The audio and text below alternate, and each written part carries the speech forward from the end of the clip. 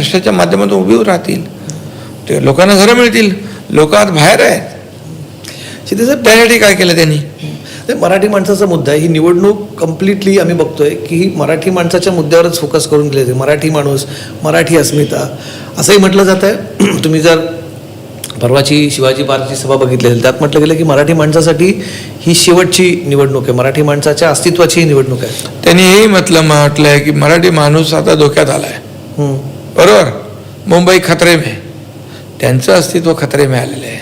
त्यांचं राजनीती, त्यांचं राजकीय जे काही हे आहे ते पणाला लागलेलं आहे आणि त्यामुळे ते खतऱ्यात आले. त्यांचं पॉलिटिक्स खतऱ्यात आले, राजकारण. मुंबईला का, मुंबई धोक्यात कधीच नव्हती, कारण मुंबई म्हणजे त्यांचा एकच मुद्दा आहे ना, महाराष्ट्रापासून वेगळी करणार. तो कोणीच करू शकत नाही, कधीच होऊ शकत नाही. हे अशक्य काम आहे, पण तो मुद्दा ते परत परत चालवतात. दुसरी गोष्ट काय, मराठी माणसाची शेवटची निवडणूक आहे. मराठी माणसाची काय, काय मराठी नाही आहे? देवेंद्र फडणवीस का मराठी नाही आहेत का? तेच मराठी आहेत. आणि ही शेवटची लढाई त्यांची आहे, पक्षाची आहे, मराठी माणसाची नाही आहे. आम्ही 3.5 वर्षात काम केलं ना मराठी माणसासाठी, मुंबईसाठी. ते तर डोळ्यासमोर आहे, हे काय लपत नाही ना. दोन्ही पक्षांसाठी अस्तित्वाची लढाई आहे, मनसे आणि शिवसेना. आता बघा, लोक निवडणुकांमध्ये शेवटी जनता ठरवत असते. चर्चा वारंवार केली जाते ठाकरे ब्रँडची. जेव्हापासून ते एकत्र आले, 2 भाऊ एकत्र आले, एक त्याला कुठेतरी एक भावनिक जोड त्याला दिली जाते की 2 बंधू एकत्र आल्यामुळे ठाकरे ब्रँड, त्याचा लोकांवरती फरक पडेल असं एक म्हटलं जातं. तुम्ही साधारणपणे कसं बघता ठाकरे? काय माहिती आहे का, हे बघा, त्यांना असं वाटलं आम्ही दोघं एकत्र आलो की अख्खं जग जिंकू. असं नाही होत, काम करावं लागतं.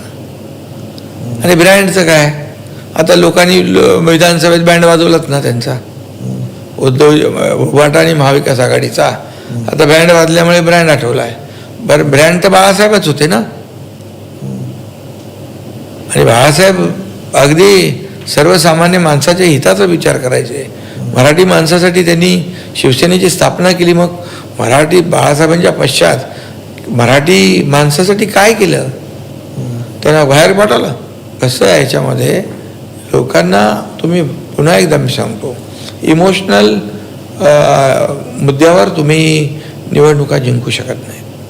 आज लोक आहेत, त्यांना विकास पाहिजे, सोयीसुविधा पाहिजेत. आज आम्ही ट्रॅफिकच्या मुद्द्याला हात घातला आहे. आज आम्ही रिंग रोड करतोय, बायपास करतोय, वर्सोवा 15 वर्सोवा सीलिंग करतोय, वर्सोवा टू भाईंदर करतोय, भाईंदर ते विरार करतोय. विरारपर्यंत 40 मिनिटाचा प्रवास होणार, आता 3 तासाचा प्रवास आहे. कधी 4 तासा प्रवास आहे. विरार 3 तासाचा नक्कीच आहे. पण शिंदे साहेब, असं म्हटलं जातं की सोयी सुविधा डेव्हलपमेंटला कोणी महत्त्व दिलं का? त्यांनी सगळीकडे स्टे दिले, स्थगिती दिली, स्पीड ब्रेकर उभे केले, मेट्रोमध्ये टाकले, कारशेडमध्ये टाकले अडथळे. या रस्ते आम्ही कॉन्क्रीटचे करतोय. STP साधे केली नाहीत. छोट्या छोट्या महापालिकेचे STP असतात, असंच पाणी मोकाट सोडतात. ते प्रदूषित पाणी समुद्रामध्ये, पोल्युशन वाढत आहे. प्रदूषणाचा आम्ही घेतलाय मुद्दा, प्रदूषणमुक्त मुंबई. मी मुख्यमंत्री असं डीप क्लीन ड्राईव्ह सुरू केलं. हे कधीतरी केलं का? त्यांचं म्हणणं की सोयी सुविधा केल्या जातात, तुम्ही इन्फ्रास्ट्रक्चरच्या गोष्टी करतात, डेव्हलपमेंटच्या गोष्टी करतात, पण मुळात मराठी माणूसच टिकला नाही, त्याच्या पायाखालची जमीनच टिकली नाही. तर मग या सोयी सुविधा कोणासाठी? असा SRA आता झोपडपट्टीमध्ये कोण राहतो का? झोपडपट्टी SRA प्रकल्प रखडलेत. मग ते मार्गी लावायला नको? जे मराठी माणसं त्याच्यातून घर खाली करून दुसरीकडे गेले, त्यांना भाडं पण नाही मिळत आणि घरही नाही. मग त्यांना घर बांधायला नको? यांना म्हणे खोकला येतो रिडेव्हलपमेंटचे प्रोजेक्ट सुरू झाल्यावर. अरे, तुमचा खोकला महत्वाचा का घर महत्वाचं आहे? आम्ही त्याच्यावर काम करतोय. 17,000 घरं रमाबाई आंबेडकर, कोण आहेत तिथं? मराठी आहेत ना, मेजॉरिटी.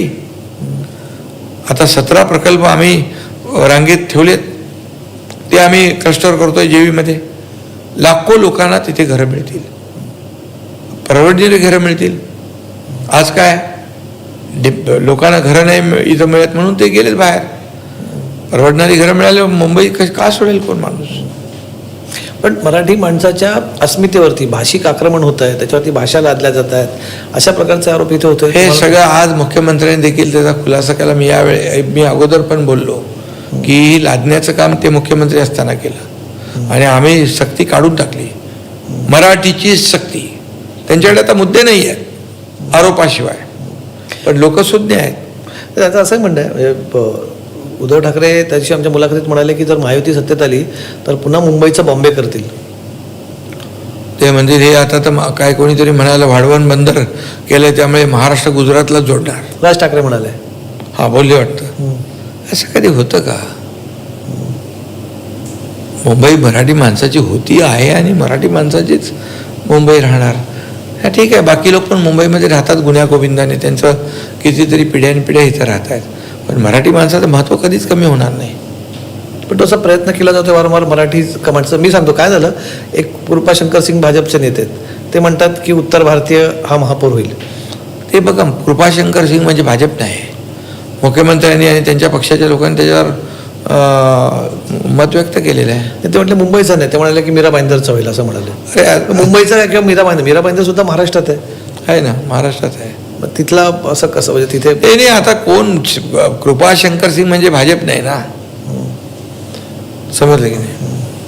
दुसरीकडे आणखी एक नेते येतात, त्याच्याबद्दल खूप चर्चा त्यांच्या विधानाची होते. ते अन्नामलय म्हणून नेते आले तामिळनाडूवरून. ते म्हणतात बॉम्बे, एक तर पहिली गोष्ट ते बॉम्बे म्हणतात आणि म्हणतात की त्याला बॉम्बे काय ते बोलत तो मद्रासी आहे ना तो तामिळनाडूचा, हां. तर त्याला ते पहिले बॉम्बे मुंबईचं गडबडत. नाही पण ते चेन्नई म्हणतात, चेन्नई म्हणाले, त्याला मद्रास नाही म्हणाले, ते मुंबईला बरोबर बॉम्बे म्हणाले.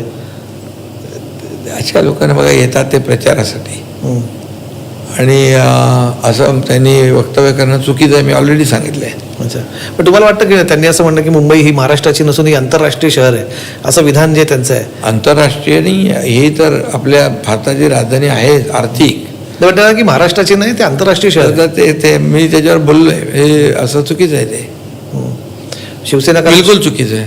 कारण शिवसेना हा मराठी माणसासाठी, मराठीच्या विषयासाठी मी त्याच्यावर भाष्य कुठेतरी केलं आहे.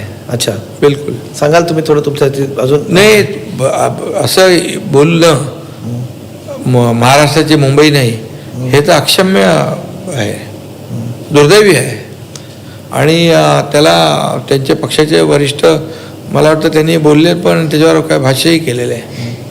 तुम्ही याच्याबाबत चर्चा केली भाजपच्या नेत्यांशी का तुम्ही तुमची नाराजी व्यक्त केली याच्याबाबत भाजपकडे की बाबा असं विधान. नाही, मी तर बोललो ना, मी हे शिवसेना पक्ष म्हणून, शिवसेना पक्ष म्हणून तुम्ही. पण भाजपने मला वाटतं आपल्या पक्षाच्या त्यांनी त्याच्यावर भाष्य पण केलं आहे की हे चुकीचं दुर्दैवी आहे म्हणून. परत त्या दोन भावांच्या मनोमिलनावरती येतो तो मुद्द्याकडे. मला एक गोष्ट विचारायची, म्हणजे आता राजकारणाबद्दल आपण निवडणुकीत चर्चा करतो, पण मधल्या काळात आम्ही बघत होतो तुमचं आणि राज ठाकरेंचं ट्युनिंग फार चांगलं होतं. तुम्ही मधल्या काळात भेटत होतात, असंही वाटत होतं आम्हाला की तुम्ही कदाचित राजकीय दृष्ट्या एकत्र याल. काय बिनसलं असं? काय नाही बिनसलं. आता पण माझे काय त्यांचे म्हणजे निवडणुका ते उभाटाबरोबर एकत्र लढवत असले तरी काय संबंध थोडीच काय खराब होतात. जे काय मैत्री जी आहे ती थोडी त्याच्यामध्ये राजकारणाच्या पलीकडे सगळ्या गोष्टी काही असतात ना. आणि निवडणुकापुरतं सगळं असतं, निवडणुकानंतर काय. तुमची आजही मैत्री राज ठाकरेंची? मैत्री कधी संपत नसते ना, तुटत नसते.